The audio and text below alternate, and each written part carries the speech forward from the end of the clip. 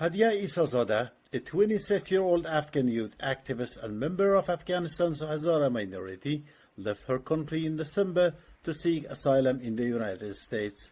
The native of Mazar-e-Sharif in northern Afghanistan is a survivor of a massacre by Taliban militants after they first captured the city on August 8, 1998.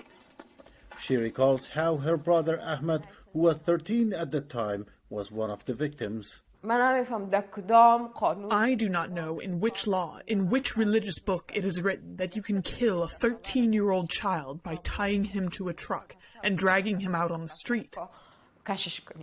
A 2001 U.S. government report said Taliban militants killed at least 2,000 civilians after seizing the multi-ethnic city.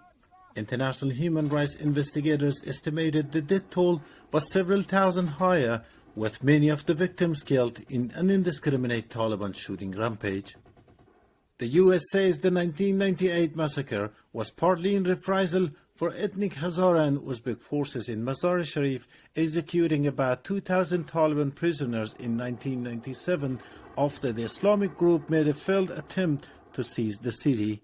The U.S. report says most of those killed by the Sunni Muslim Taliban fighters in 1998 were Hazaras, who are predominantly Shiite Muslims. Masuma, another Hazara woman who lives in Mazar-e-Sharif, also lost loved ones in the massacre. Speaking to VOA days before the Taliban's latest capture of the city, she recalled an incident in which she said a Taliban fighter shot and killed her husband in front of her.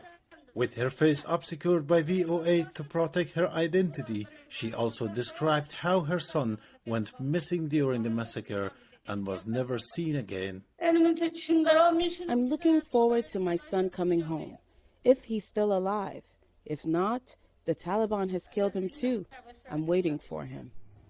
As the Taliban moved swiftly in recent months to retake control of Afghanistan, the group pledged not to repeat some of the harshest features of their previous rule. Isazadeh says she is willing to forgive the Taliban if they keep such promises.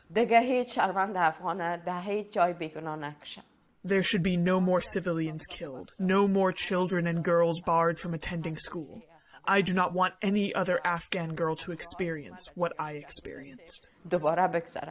However, Boston-based Afghan historian Zahra Lutfi says there is no sign of the Taliban changing its ways. After all these years, the Taliban's policy toward the Hazaras has always been to pursue targeted killings of the Hazara people. Masuma says she worries about the fate of her surviving daughters. It is said that the Taliban take young and beautiful girls for themselves to marry. They take the boys out of the house and kill them at nighttime. Neither woman nor man is safe. Where should I take refuge with my 4 daughters? Western media say Afghans in areas newly captured by the Taliban have reported numerous cases of women being forced into marriage in recent months. Mahdy Mehraeen for VOA News, Washington.